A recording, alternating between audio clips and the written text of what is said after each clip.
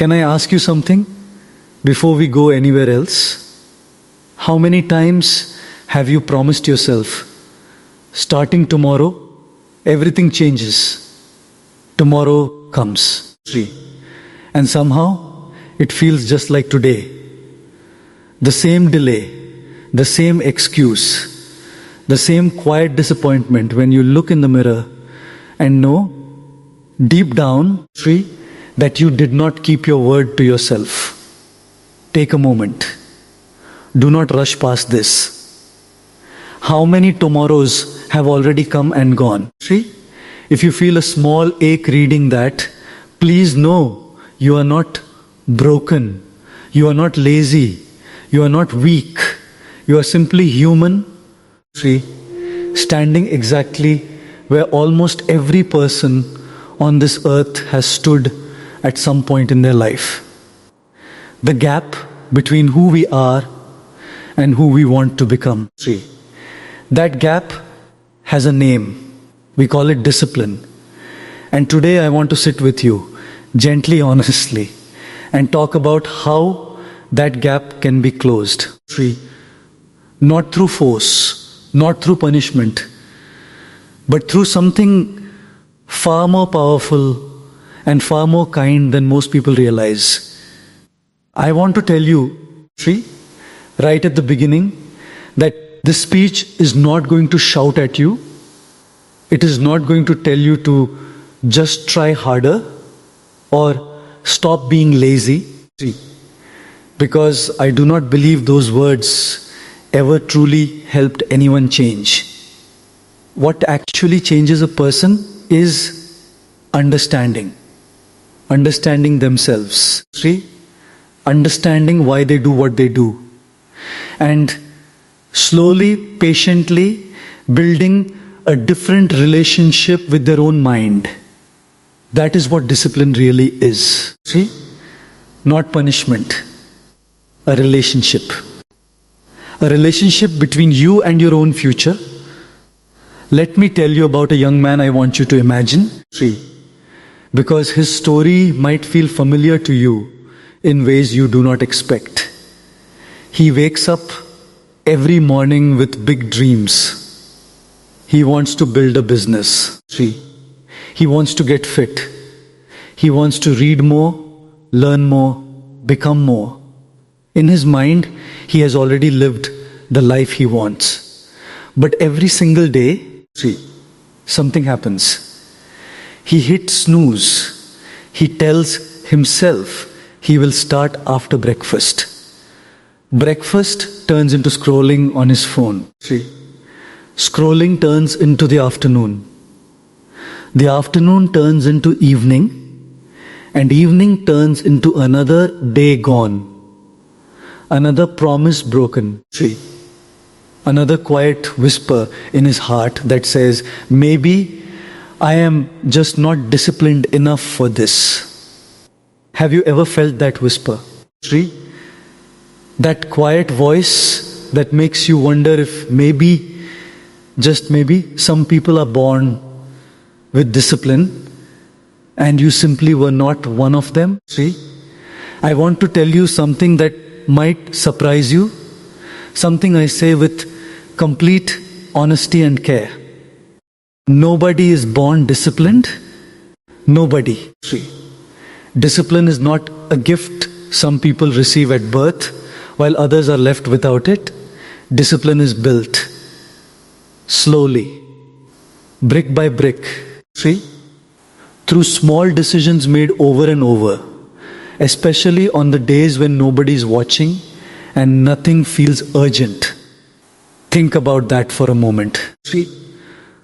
Discipline is not a personality trait. It is a skill. And if it is a skill, that means it can be learned. That means it can be practiced.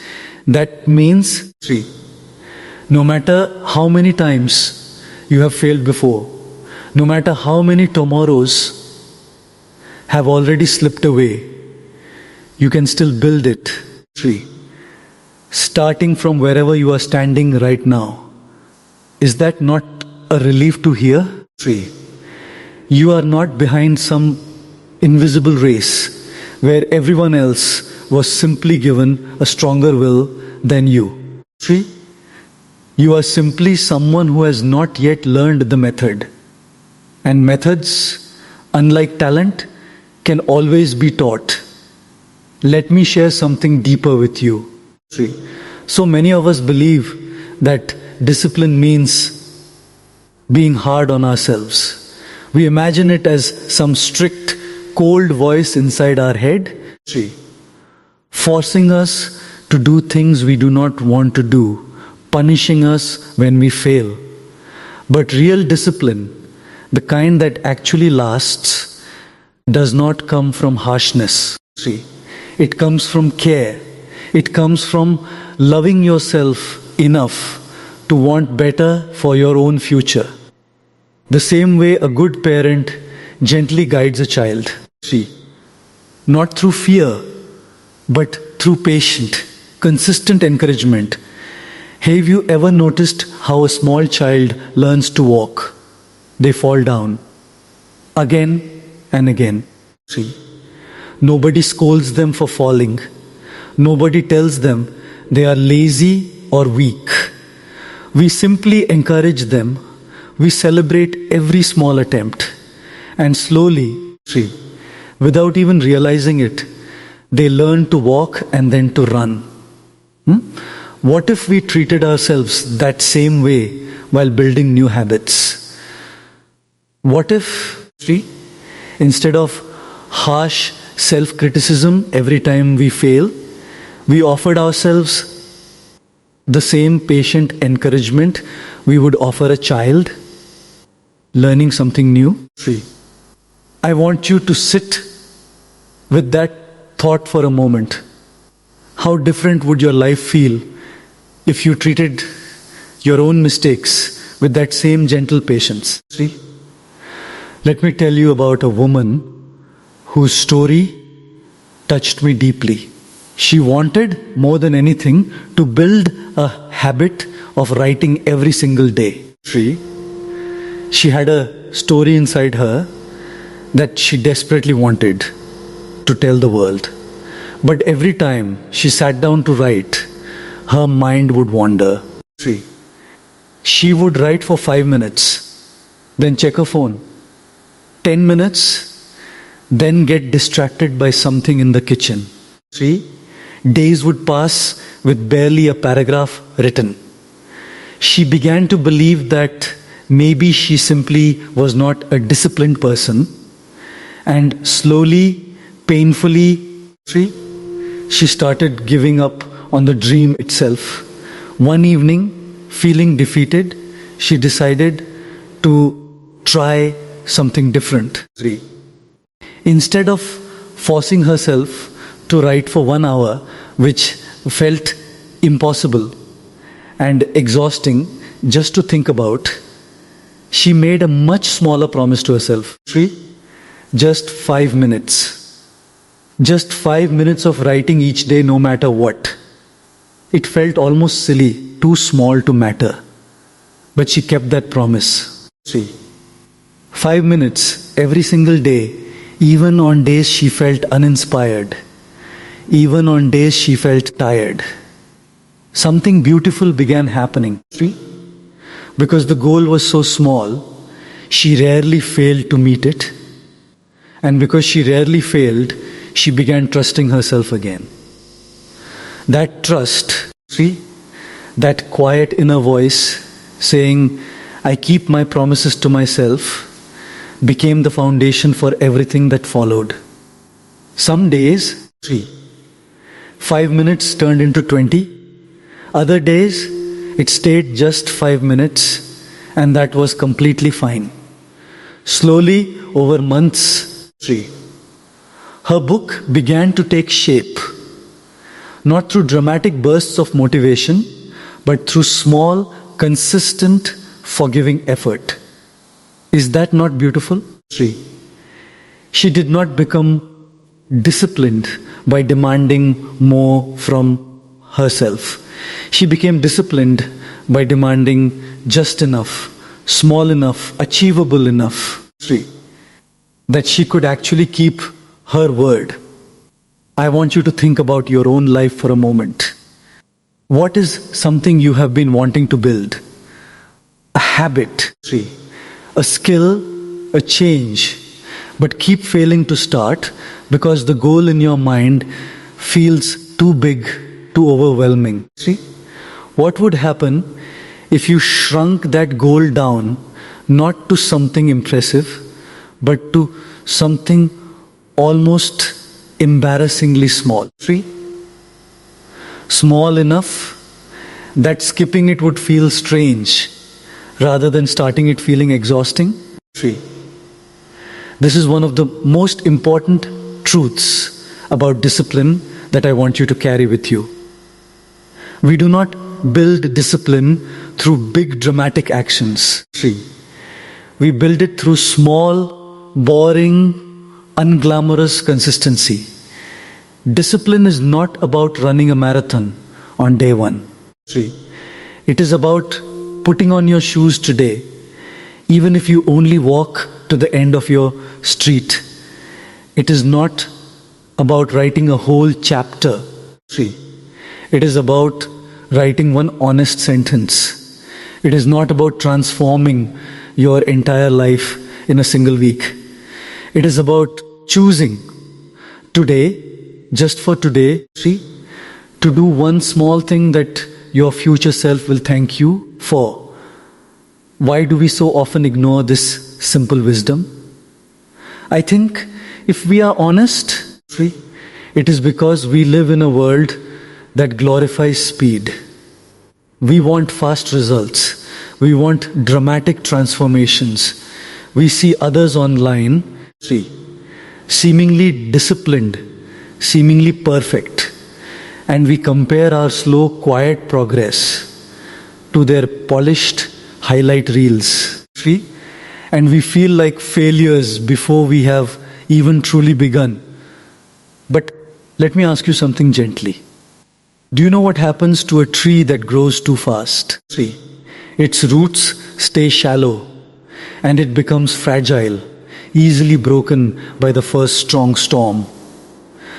But a tree that grows slowly, season after season, year after year, develops deep roots that can withstand almost anything.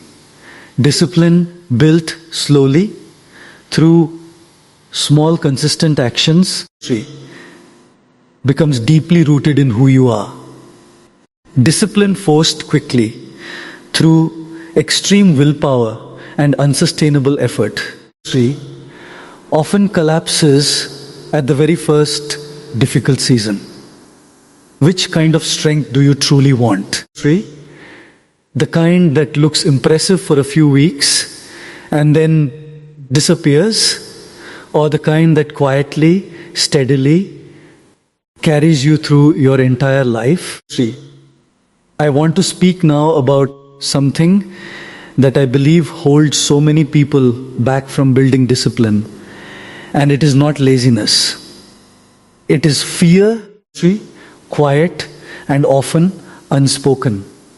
Fear of failing again.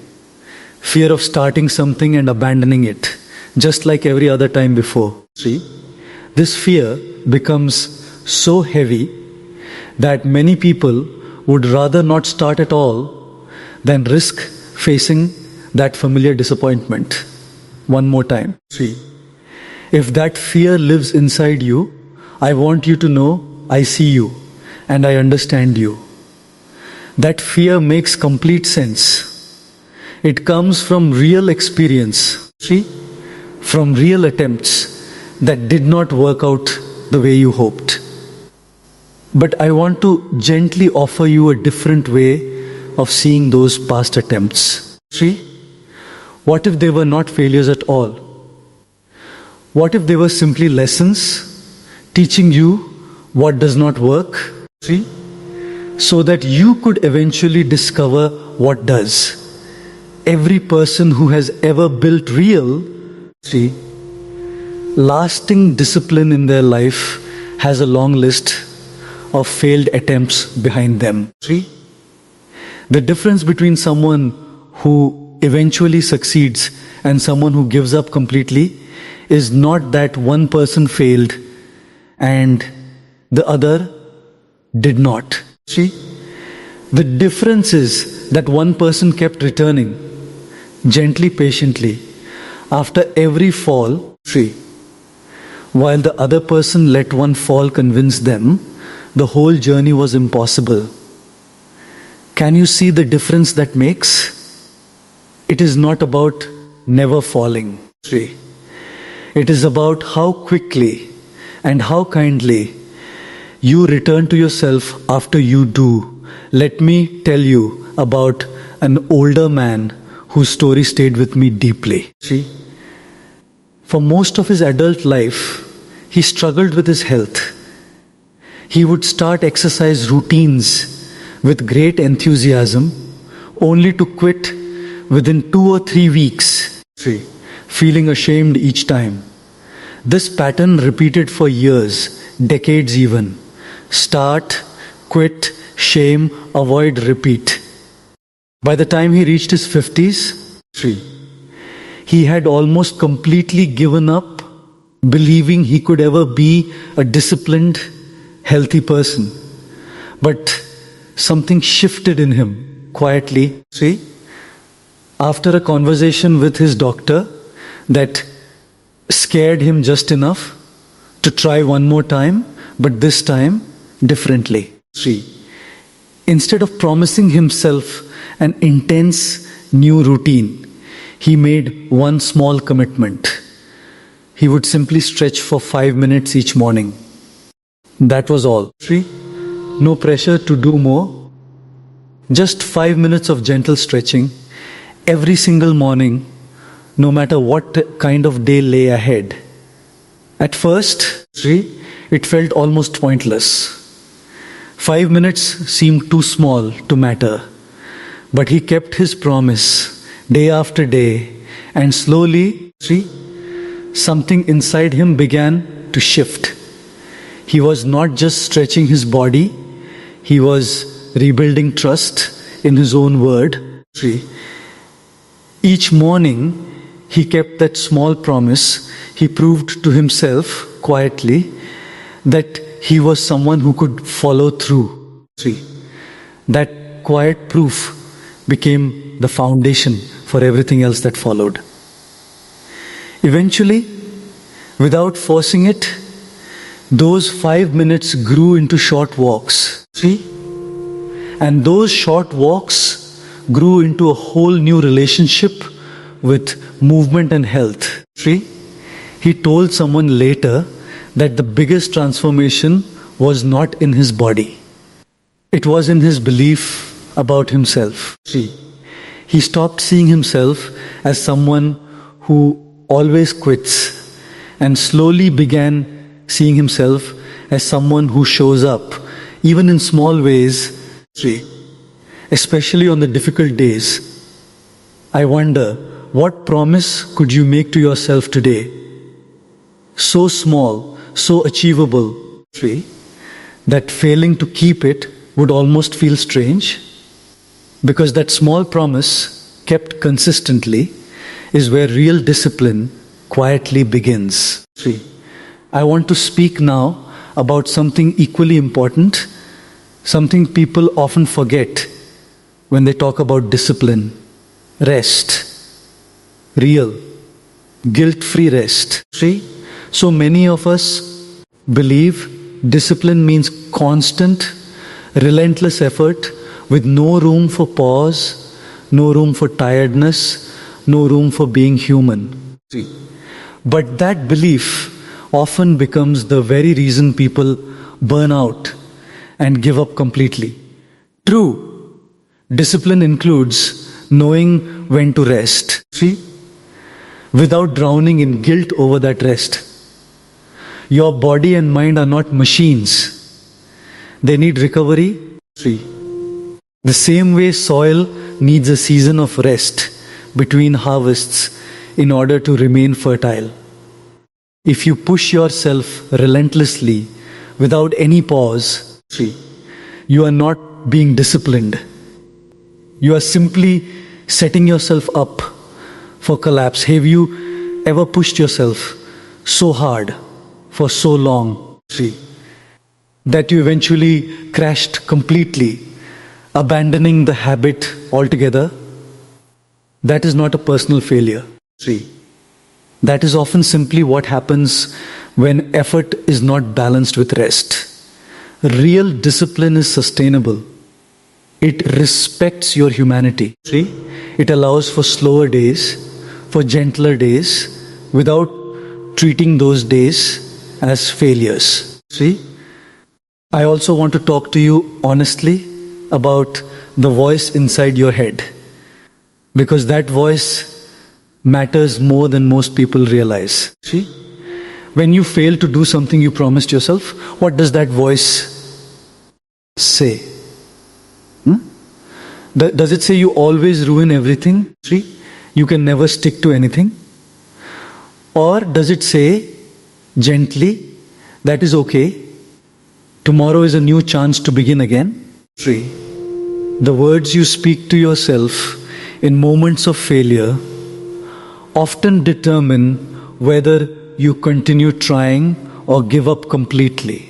3, harsh self-criticism might feel like motivation in the moment, but research and countless real human stories show us something different. 3, self-compassion, gentle honesty paired with genuine kindness toward yourself is what actually helps people recover from failure and keep moving forward. 3.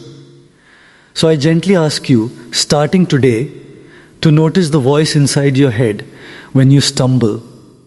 And if that voice is harsh, 3, I invite you to practice speaking to yourself differently.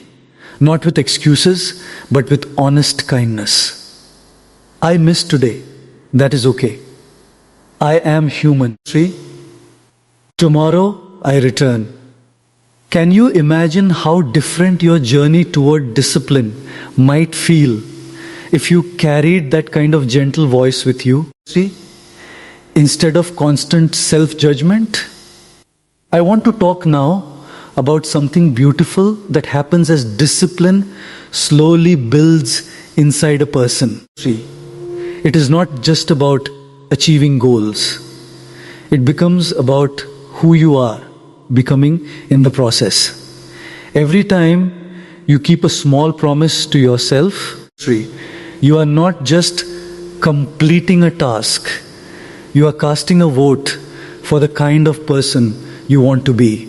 3, every small action either strengthens your belief in yourself or weakens it. There is rarely a neutral choice. Think about that deeply. 3, every single day, in small and often invisible ways, you are either building trust with yourself or quietly eroding it. 3, the person who wakes up and drinks a glass of water instead of reaching immediately for their phone is casting a small vote for discipline. 3, the person who reads one page instead of scrolling mindlessly is casting a small vote for growth. None of these actions look impressive from the outside. 3, but inside, quietly, they are shaping the person you are becoming. Is that not both humbling and empowering at the same time? 3, your transformation does not require one dramatic life-changing moment. It requires thousands of small, quiet votes cast patiently over time, 3, in favor of the person you wish to become. I want to gently remind you that discipline is deeply connected to responsibility, but not the heavy, 3, guilt-filled kind of responsibility.